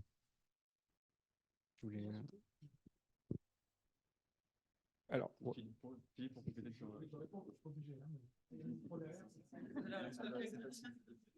merci, je vous vois à l'écran, mais je n'avais pas vu derrière. Oui, non, pas de capteur, pas d'IA, c'est ce qui existe aujourd'hui. Hein. Donc voilà, et le problème, c'est que les équipes, il y a 3 équipes aujourd'hui qui travaillent à la voirie sur ce sujet, qu'ils ont récupéré l'activité Parquet Jardin qui est sous-traitée, qu'il y a des normes qui arrivent aujourd'hui de classification des déchets, de répartition des déchets, et qu'en fait, l'idée, c'était aussi de pouvoir continuer avec les 3 équipes, avec ces nouvelles tâches, sans augmenter le nombre d'équipes, sachant qu'une équipe, c'est des personnes, du matériel, des gens qui tournent, etc. Donc, et au-delà de ça, il y avait aussi la perception de propreté de la part des habitants qui était remontée vers les élus. Donc, il y a réglé le premier problème. maintenir ces nouvelles activités avec un effectif constant et pouvoir réagir plus vite. Et quant aux externalités, on tourne sur la plateforme qui a fait l'objet aussi du travail qui a donné lieu au DIAT, où les questions de choisir l'algorithme qui est le plus frugal, etc., avaient été abordées. Ouais, peut-être juste aussi parce que ça me touchait pas mal ce que tu dis. Nous, on fait assez, enfin, c'est assez important de ne pas tomber dans le technosolutionnisme. Et de ne pas tomber dans le technosolutionnisme parce que même parfois, un problème qui semble bien se prêter à la technologie, on se rend compte qu'il va y avoir des externalités qu'on n'avait pas envisagées, mais je pense que Théo vous en parlera plus tout de suite là, sur les externalités environnementales. Mais en fait, parfois même, ça va juste aggraver le problème. Vous savez, c'est le problème de l'optimisation du trafic routier où en fait on pense qu'on va mettre plein de voitures autonomes ou qu'il suffit de mettre des feux de tricolore dynamiques pour résoudre le problème. Et en fait, pas du tout, parce que vous avez de la demande induite. Et donc, quand vous augmentez votre capacité, elle est tout de suite saturée, quoi. C'est tout de suite compensé par vos usages. Et donc, nous, ce qu'on dit à nos territoires partenaires, c'est d'essayer d'avoir une forme de technolucidité sur ces sujets-là. Mais comment on a cette technolucidité? En comprenant bien ce que peut faire, ce que ne peut pas faire une IA, quelles sont ses limites. Et en fait, en n'étant plus attiré comme une luciole par la lumière, parce que on a compris ce que c'était véritablement, que ce n'était pas magique, que c'était un outil dans notre armoire à outils et qu'on peut utiliser parfois de l'IA, parfois d'autres procédés. C'est bon. Je voulais rebondir sur une dimension, la dimension citoyenne. On a parlé il y a quelques années de la fracture sociale. Là, aujourd'hui, ce n'est plus une société à 2 vitesses, c'est peut-être une société à 10 vitesses. J'aimerais savoir si vous avez travaillé sur l'impact transformatif justement de l'IA sur les activités qui sont des activités d'exécution, puisque c'est bien sûr ces activités-là qui vont disparaître en premier, que l'impact que ça va avoir sur des populations qui vont être encore plus marginalisées, même si aujourd'hui on est plutôt en carence de ressources, mais si on se projette loin, on peut se dire que dans la métropole du Grand Paris, on voit la richesse, mais la richesse dans une société à 10 vitesses, il faut vite le dire. Hein, et donc j'aimerais savoir quelles sont les expérimentations que vous avez engagées pour faire en sorte que cette IA générative-là puisse plutôt embarquer tout le monde plutôt que étendre le peloton. Il y a une peloton de tête, et puis ceux qui sont derrière, ils seront de plus en plus largués. Et comment on gère ça dans une métropole comme le Grand Paris? Alors le sujet est encore relativement émergent, donc on n'a pas non plus de cas d'usage sur cet embarquement-là. Après, nous, côté métropole, généralement, au-delà de l'IA en soi, on a toujours associé à nos actions sur le numérique un gros volet sur l'inclusion numérique. Donc depuis 2018, on porte des programmes sur ces sujets d'inclusion numérique pour s'assurer que tous les outils numériques qu'on crée profitent bien à l'ensemble de la population et ne soient pas le vecteur de nouvelles exclusions. Donc on avait notamment participé au dispositif du pass numérique qui avait été mis en place par l'État. Là, on a récemment voté le lancement d'un nouveau programme qui s'appelle Numérique pour tous, qui a vocation aussi à travailler sur ces sujets d'accompagnement vers le numérique. Après, on n'a pas d'action vis-à-vis d'une modification de filière ou de choses comme ça. Après, on peut voir que dans le cas de Suren, ce qui était intéressant, c'est que l'IA a vraiment été utilisée pour des périodes où le standard n'est pas là et pour venir appuyer des équipes en place. Et il n'y a pas de volonté, en tout cas aujourd'hui, que ce soit du remplacement ou des éléments comme ça. On est quand même plutôt sur renforcer et à donner de nouvelles outils à des personnes en place. Il y avait eu aussi un test sur Suren avec ChatGPT à un moment pour tester un prototype qui finalement avait eu des difficultés d'hallucination, ce qui a amené à se poser sur une autre solution, mais qui avait aussi quand même apporté comme avantage de pouvoir répondre dans plusieurs langues à des demandes. Et on sait que sur ces sujets notamment de réponse et aussi d'inclusion numérique, le fait que tous nos démarches en ligne soient en français, peuvent rendre peu accessibles certaines démarches. Donc, il y a peut-être un travail où l'IA pourra aussi permettre de plus facilement répondre à certaines démarches qui aujourd'hui sont faites en ligne. Sur l'emploi, nous, on n'a pas forcément directement d'action côté métropole sur les sujets emploi. C'est moins directement dans notre champ d'activité aujourd'hui. C'est un sujet très large, mais l'heure tourne. Et tout à l'heure, on avait parlé PLU. Et donc, je vais laisser la parole à Pierre qui va nous faire une démo de ce qui est capable de faire l'IA générative avec des documents tels que les PLU et aussi parler de comment prompter du coup ces IA génératives. Exactement. Et bon, ça, c'est totalement des choses qui sont complémentaires de tout ce qui a été montré, qui était vraiment super intéressant, instructif. J'ai appris plein de choses. Donc, sur la partie, je voulais revenir un peu sur Du coup, j'ai compris que tout le monde utilisait un peu ChatGPT, une grande majorité d'entre vous. Mais est-ce que dans la salle, vous avez cherché à savoir comment bien formuler un prompt, prompt qui est aussi appelé, c'est la façon de formuler une question. Donc, on utilise le terme prompt, on pourrait dire question. Euh, Levez la main s'il y en a qui ont fait un peu des recherches sur ça. Oui, il y en a quand même quelques-uns dans la salle. Donc, super intéressant. Ce n'est pas une recette magique que je vais vous montrer là, hein, c'est une des façons de faire. Mais si jamais parfois l'IA ne vous donne pas les bonnes réponses, c'est peut-être que la question n'est pas bien formulée. Donc, on va le regarder autour d'un exemple de mise à jour du PLU, parce que c'est un document qui vit et qui est régulièrement modifié. On va regarder un peu comment faire. Donc, premièrement, vous l'avez compris, l'IA générative a besoin de contexte pour pouvoir donner des réponses. J'aime bien donner l'exemple pour qu'on puisse comprendre ce besoin de contexte. Si je vous dis 1, 2, 3, vous allez me dire 4. C'est une suite logique de chiffres et on sait compter. Mais si je vous dis on est dans une cour de récréation, il y a des élèves qui jouent sous un préau, il y a un élève qui est proche d'un mur, face au mur, et il y a des élèves qui courent derrière. 1, 2, 3, soleil. Parce que je vous ai donné le contexte, donc vous avez compris et interprété que la suite de mots logiques n'était pas forcément le chiffre 4 dans cette situation, mais le mot soleil. Il faut s'imaginer que l'IA générative, ça fonctionne un peu pareil. Et donc, si je donne du contexte, j'ai plus de chances d'avoir une réponse qui va s'approcher de ce que j'attends. Donc, premièrement, je pose mon contexte. Donc, je travaille à la direction de l'urbanisme d'une ville de 50 000 habitants. Je dois faire évoluer le plan local d'urbanisme pour y intégrer la notion d'urbanisme bioclimatique. Donc ça va être mon contexte, contexte qui est relativement court dans l'exemple, mais aujourd'hui, on a des outils qui peuvent prendre beaucoup de contexte et il ne faut pas hésiter à passer du temps pour enrichir ce contexte. La réponse ne sera que meilleure. Ensuite, je vais donner l'objectif. Donc là, l'objectif de mon prompt, c'est d'avoir des inspirations pour ajouter des éléments à mon PLU. Ce n'est pas du tout que ça me produise un résultat, que je fasse copier-coller et que je l'ajoute. C'est plutôt de me donner des pistes d'idées. Ensuite, je vais regarder au niveau des sources, et on en a beaucoup parlé. Donc là, je vais utiliser un document que j'ai téléchargé sur le site de la mairie de Paris, qui est une mise à jour du PLU. C'est un document de 40 pages, un PDF qui parle de débats autour de l'urbanisme bioclimatique. Et du coup, ça peut être intéressant, je me dis, de me baser sur cette source pour y retirer des éléments. Tout ne sera pas intéressant, mais certains pourront peut-être s'appliquer dans mon contexte. Et aussi des sources sur Internet. Je ne mentionne pas de sources spécifiques, mais je pourrais très bien lui dire de chercher sur des sites Internet plus spécifiques que d'autres et le restreindre à chercher sur ces sites Internet et pas aller regarder tout ce qu'il peut trouver sur Google. Et enfin, je peux terminer mon prompt avec une attente, des contraintes. Donc là, je vais lui demander de me rédiger ça sous la forme d'un brief avec des pistes à creuser. Et je lui mets aussi un objectif de mots pour que ce soit relativement complet, sans pour autant que ce soit quelque chose d'illisible et que je sais que moi-même, je ne vais pas lire. Donc, regardons. Donc, j'ai mis des petites couleurs, ça s'affiche peut-être un peu mieux voilà, ici à l'écran. Mais voilà, contexte, source, objectif et contrainte / attente, ça peut être une bonne façon de faire. Encore une fois, ce n'est pas la formule magique. Il y a plein d'autres façons de prompter, mais ça peut être une bonne base si jamais on ne sait pas par où commencer. On va utiliser un outil qui est gratuit, qui est disponible dans le navigateur Internet, qui s'appelle Copilot. Et vous allez le trouver. Donc, j'ouvre mon fichier PDF sur lequel je veux faire travailler mon prompt. Et en haut à droite, je vais voir que du coup, j'ai un petit bouton sur Edge. Je pourrais du coup y accéder comme ça et le faire interagir avec un fichier. On peut aussi utiliser d'autres navigateurs Internet.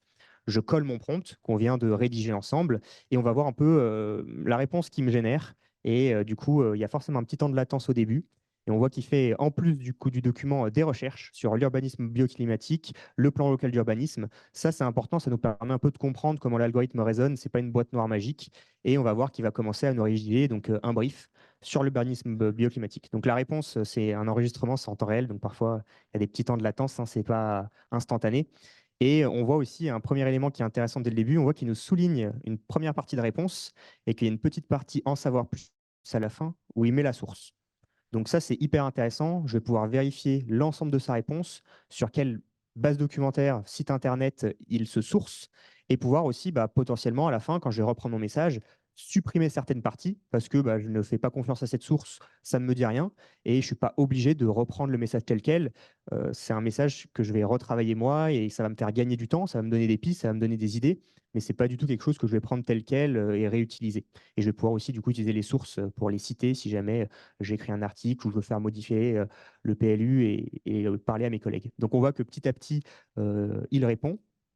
Et on voit aussi qu'il structure l'information sous forme d'une thématique. Par exemple, là, on est sur la préservation de l'environnement et de la biodiversité. qui donne des éléments de ce qui pourrait contenir un PLU et qui donne des pistes à creuser sur quelles actions pour essayer de mettre en place. C'est des choses relativement génériques. On lui demande de faire 1000 mots, donc il ne va pas réinventer la roue non plus.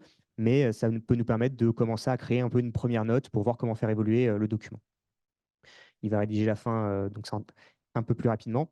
Et ce qui est intéressant, c'est qu'à la fin, on va pouvoir regarder l'ensemble des sources et on va voir qu'en fait, il nous a fait une réponse qui est basée sur plein de sites intéressants et du coup, c'est une réponse complète qui va prendre plusieurs sources et dans un contexte français, puisque du coup, il ne va pas se baser sur des ressources qui sont publiées aux États-Unis, etc. Non, c'est que des sites en fait qui vont être dans le contexte du PLU, qui vont être dans notre contexte à nous et qui vont rendre aussi la réponse pertinente.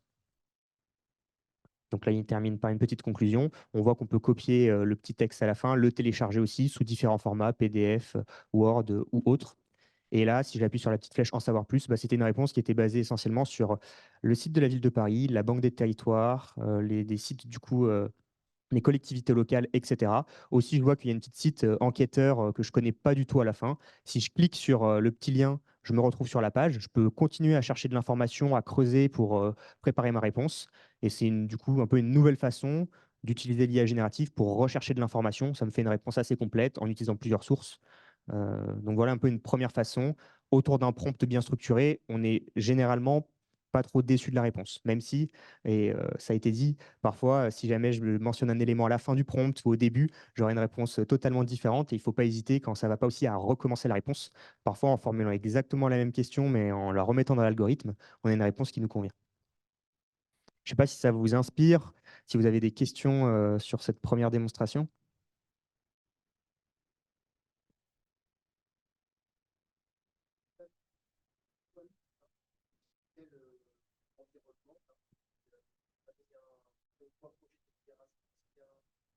Pas bien compris le point de départ en fait. Très bien, c'est une très bonne question, du coup, ça va permettre de recoller les... Non, le point de départ, du coup, c'est, je suis allé sur le site de la Ville de Paris, sur l'article que j'ai ouvert à la fin de la vidéo, qui parle d'urbanisme bioclimatique et qui a ce projet de délibération avec un exposé, c'est une note en fait, hein, de travail sur la révision du PLU. Et j'ai trouvé ce document intéressant, mais assez complet. Enfin, il faisait 40 pages, il était difficile à travailler. Et je me suis dit que c'est des travaux qui concernent un peu toutes les villes à des échelles et différentes, avec des projets qui vont être différents. Elles n'ont pas toutes le même contexte, mais qui avaient sans doute des bonnes idées qui pourraient être repris ailleurs. Et dans ce contexte-là, j'ouvre le PDF sur le navigateur Internet. C'est le navigateur, du coup, c'est Edge, par défaut sur Windows. Sur ce navigateur Internet, en haut à droite, normalement, j'ai un petit bouton que j'ai montré qui est bleu, tout en haut à droite, juste en bas de fermer. Et en appuyant sur ce petit bouton, si je reviens juste en arrière, hop, je le montre au tout début. Si j'appuie sur ce petit bouton, ça va m'ouvrir la page qui est à droite. Là, il disparaît. Là, j'appuie, ça apparaît. Et ça me permet d'interagir avec le document que j'ai dans le navigateur Internet. Ça pourrait être aussi une page Internet complète. Ça pourrait être le site de la mairie de Paris. Et je dirais, résume-moi cette page Internet. Il se baserait uniquement sur la page. Il peut lire ce qu'il y a dans le navigateur Internet et aller faire des recherches aussi avec un moteur de recherche. C'est quand ça a été mis par défaut par Microsoft sur le navigateur. Donc après, il faut se connecter, il faut un compte, mais c'est un outil gratuit. C'est comme ChatGPT. Il faut se connecter et après, on y a accès. Là, c'est un peu pareil. Après, dans des environnements collectivités ou entreprises, si vous notez bien, il y a un petit bouton qui dit « Protéger » en haut à droite et en bas, ça marque que vos données personnelles et celles de l'entreprise sont protégées dans cette conversation. Si on a un compte entreprise, toutes les questions et les réponses qui sont données ne sont pas utilisées pour entraîner les modèles. En gros, il n'y a pas d'historique, c'est supprimé, on a la réponse, mais ce n'est pas utilisé pour entraîner les modèles. Dans la partie grand public, comme ChatGPT, ça peut être entraîné pour fine-tuner le modèle, notamment. Si on l'utilise avec un autre navigateur, ça fonctionnera, mais on ne pourra pas le faire fonctionner sur un document. On pourra lui poser des questions sur l'intégration avec le document, elle n'était faite que dans Edge, mais on peut l'utiliser dans n'importe quel navigateur. Et ça, par contre, ça fonctionne. Ensuite, je voulais vous montrer rapidement, si on ne manque pas trop de temps, une autre façon aussi de créer et d'ajouter de l'information sur des documents avec ce qu'on appelait Microsoft Copilot, qui peut sembler un peu magique, mais voici un petit un schéma de comment ça fonctionne. On a compris qu'il fallait du contexte pour apporter des réponses pertinentes. Et parfois, ce contexte, on l'a dans l'environnement d'entreprise et notamment peut-être dans l'environnement de Microsoft. Il fait partie de vos emails, de vos fichiers, des personnes avec qui vous discutez, de la position de ces personnes dans l'organigramme, s'il fait partie du service urbanisme, s'il fait partie du service finance, et ça peut être des données. Donc, quand un utilisateur va poser une question dans une application, et on va le voir sur Word juste après, ça va chercher du contexte sur qui a travaillé sur ce fichier, du contexte en fait similaire qu'on a. On va le poser à un LLM, donc qui est un LLM d'OpenAI, c'est GPT-4. On va vérifier d'ailleurs qu'on a bien accès à l'information, que ça ne va pas chercher un fichier sur lequel du coup il y a des données sensibles auxquelles je n'ai pas accès. Ça vérifie les droits d'accès au fichier. Si par défaut j'ai les droits d'accès au fichier, normalement j'ai le droit d'accéder à cette information, donc j'ai le droit de recevoir une réponse sur cette information. Là, du coup, ça note d'autres enjeux qu'on a ce type de solution, c'est de vérifier qu'on n'a pas un fichier dans le placard à balai un peu oublié, qui a de l'information un peu sensible sur lequel il ne faut pas se baser pour donner une réponse. Donc tout ça, c'est des choses qui se déterminent en amont avant de déployer la solution, bien évidemment. Donc j'ai repris le même fichier que je vous ai montré, que j'ai ouvert dans Word. Et du coup, on va regarder comment il pourrait nous rédiger une petite introduction sur ce document. Donc sur le côté gauche du document, je retrouve un petit bouton. Et en cliquant dessus, je vais avoir une interface qui s'ouvre et qui va permettre d'interagir avec lui. Donc dans cette interface, je vais lui demander de me rédiger une introduction sur mon document. Document, même si c'est écrit un petit peu en tout petit en bas, qui fait 31 pages et qui a 14 000 mots. Donc en lui demandant de me réaliser une courte introduction, il va faire une analyse complète du document et il va me proposer un brouillon. Ça ne veut pas dire que je vais l'accepter. On va le voir d'ailleurs dans le scénario, je ne vais pas l'accepter tout de suite. Il va le laisser surligné en bleu. À moi de le relire et de voir si c'est quelque chose qui me convient. Donc là, dans le cadre de cette introduction, il commence par Mesdames, Messieurs. Ça me donne un peu une sensation qu'il est en train de me faire un discours. Ça ne me convient pas forcément, même si je n'ai pas lu la totalité. Donc je vais modifier un peu le prompt et je vais lui dire le but, c'est de comprendre les enjeux du document. Et je vais lui demander de me faire 5-6 lignes. C'est important qu'on puisse remodifier la question. Et on a vu d'ailleurs que je n'ai pas adopté le bon format dans cette question. Je l'ai écrit assez rapidement et du coup, je suis déçu du premier résultat qu'il me donne. Je vais lui demander de régénérer quelque chose. Il va mettre un petit peu plus de temps et il va me régénérer du coup une autre introduction que je ne vais pas lire. Je vais partir du principe que ce premier jet n'est pas bon et j'ai un petit bouton pour me régénérer une dernière introduction. Là, les deux petites flèches, je rappuie dessus et par défaut, en fait, ça supprime et ça régénère quelque chose. Encore une fois, il ne faut pas hésiter d'appuyer sur le bouton pour tester des différents cas et trouver des choses qui nous conviennent un peu plus. Et on va voir que le dernier jet est quand même plutôt intéressant puisqu'il est vraiment rédigé avec la même la même façon dont le document est rédigé. On retrouve bien la notion des enjeux, les défis majeurs, et on retrouve bien le type un peu d'écriture qui était présent dans l'ensemble du document. Donc en totale pertinence avec l'ensemble du contexte. Bon, c'est peut-être écrit en un petit peu petit, je vais vous laisser le lire, mais du coup assez intéressant pour voilà, rédiger une petite introduction. Je vois que l'heure tourne, donc ça sera peut-être plus intéressant s'il y a encore des questions, et même pour les autres interlocuteurs. Mais voilà un peu comment ça se passera à terme. C'est des solutions nouvelles, pas forcément encore disponibles sur le marché, mais dans la suite Office, dans d'autres solutions du marché, on voit vraiment en fait l'IA générative comme une nouvelle interface avec le logiciel. On va pouvoir poser des questions en langage naturel et ça va permettre de réaliser des tâches. Là, c'est une introduction. Ça pourrait être aussi activer des options. Je ne sais pas où elles se trouvent dans le logiciel. Et ça, c'est une évolution du marché chez les éditeurs de logiciels. Vous aurez une nouvelle façon d'interagir très prochainement parce que ça évolue vite en posant des questions en langage naturel grâce à l'IA générative. Une question, Jean-Marie Séguret, Ville de Lyon. Tout à l'heure, vous avez mentionné que les données étaient protégées. J'ai compris que c'était dans un cadre dit professionnel. Alors, comment, concrètement, dans quel cas ça ne l'est pas? Autrement dit, dans un usage privé. Et qu'est-ce que vous appelez un environnement professionnel? Ça signifie avoir Office 365 dans son entreprise? J'aimerais bien comprendre ces nuances. C'est un peu ça. Vous avez donné une première partie de la réponse. Mais en gros, on va retrouver des adresses dites grand public, les adresses peut-être Hotmail, Outlook, il y a Gmail, il y a d'autres messageries. Mais quand on se crée un compte grand public chez Microsoft, ça donne accès à ces outils. Ces outils sont gratuits. Il n'y a pas besoin du coup de licences particulières. Dans ce cadre-là, les questions peuvent être réutilisées pour entraîner les modèles, notamment les fine-tuner, parce qu'en fait, c'est des documents pertinents pour pouvoir faire évoluer le modèle dans le bon sens. Après, dans un contexte d'entreprise, c'est un peu différent parce qu'on va poser des questions avec des informations qui peuvent être plus sensibles. Et là, on ne peut pas faire ça. Et souvent, il y a cette notion de privé sur le document et de ne pas partager ce document. Donc, dans ce contexte d'entreprise, quand on est une organisation, qu'on a des licences Office, mais plus simplement qu'on a une organisation Microsoft, peu importe la licence qu'il y a dessus derrière, nous, on identifie les personnes différemment. Il y a le contexte entreprise, le contexte grand public. Et c'est aussi le contexte scolaire. Et quand on utilise une adresse scolaire ou d'entreprise, ça permet de bénéficier de la petite case qui marque protégé. Je ne sais pas si c'est clair, parce que c'est vrai que le distinguo, sans pouvoir montrer concrètement, sur le navigateur Internet, j'ai deux interfaces. J'ai un profil privé, enfin un profil travail, où c'est mon compte Microsoft, et un profil perso, où c'est une adresse que j'avais depuis avant et du coup qui me permet d'y accéder. C'est alors que je comprenne bien. Si j'ai créé un compte Microsoft avec un nom de domaine qui correspond à mon entreprise, je suis qualifié C'est ça, de d'entreprise. professionnel. Je n'ai pas besoin d'avoir Office 365 et tout l'écosystème Microsoft. Il suffit d'avoir Edge avec un compte associé, un nom de domaine d'entreprise et ça suffit. C'est ça, il faut tester, mais ça suffit. Pas pour la partie Word, là ça nécessite une licence, etc. Mais la première partie, oui, ça suffit. Merci beaucoup. Enfin, désolée, vu que l'heure tourne, on va être bientôt rejoint par les deux autres groupes qui étaient en atelier et qui vont nous rejoindre ici pour la conclusion. Ce que je vous propose, enfin, et je pense que pour nous, ça nous intéresse aussi, si dans la salle, il y a potentiellement des collectivités qui veulent parler sur ce qu'elles imaginent du coup pouvoir faire avec l'IA générative ou ne pas faire, et est-ce qu'il y a des freins qu'elles identifient très clairement sur lesquels il va falloir travailler du coup dans les prochains jours, potentiellement dans le cadre des interconnectés, de l'écolab et de tout ce qu'on fait sur les acteurs de l'IA dans les territoires. Donc, j'ouvre la discussion. Je ne sais pas s'il y a certaines personnes qui ont des choses à partager sur ce sujet-là. Et notamment, je repense à tout ce que Théo avait présenté, qu'il identifiait comme potentiel cas d'usage d'IA générative pour les collectivités.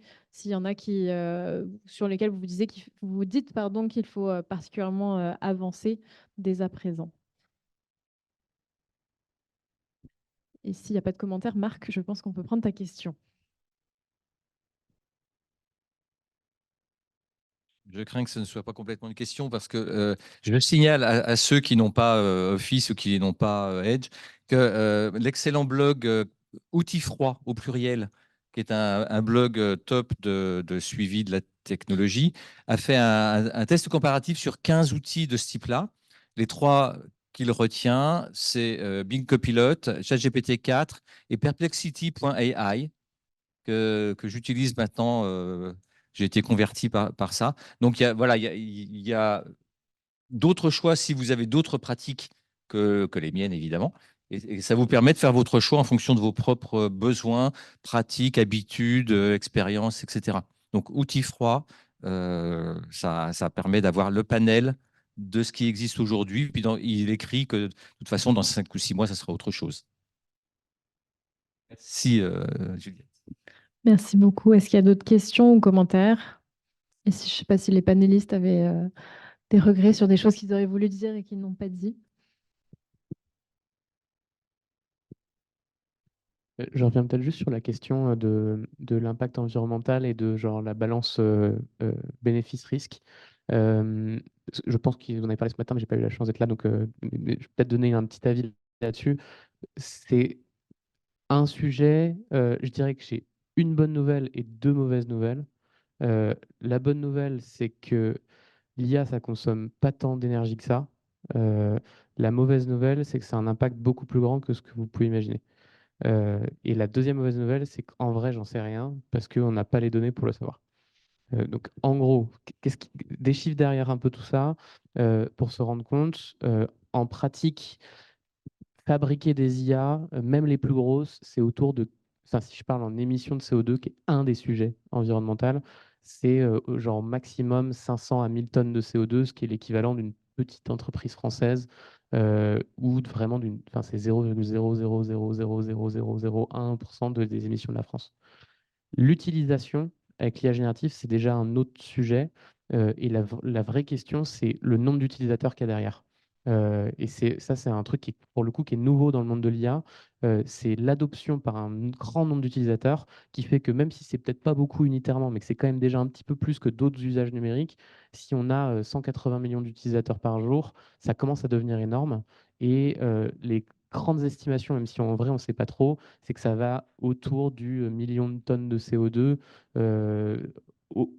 dans ces eaux-là, ce qui représente 0,03% des émissions françaises.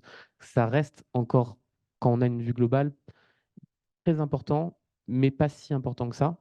Les études que j'ai faites, genre, montraient qu'il y avait un vrai sujet dans l'usage, par contre, sur comment on s'en sert et pour faire quoi. Et je vais donner un point de comparaison, moi, qui pour le coup, me rend un peu fou. L'entreprise ExxonMobil aux États-Unis utilise de l'IA pour faire du forage pétrolier dans le bassin permien, qui est le plus gros champ de pétrole de schiste aux États-Unis, et ils arrivent à extraire 50 000 barils de plus grâce à l'IA par jour depuis 2019.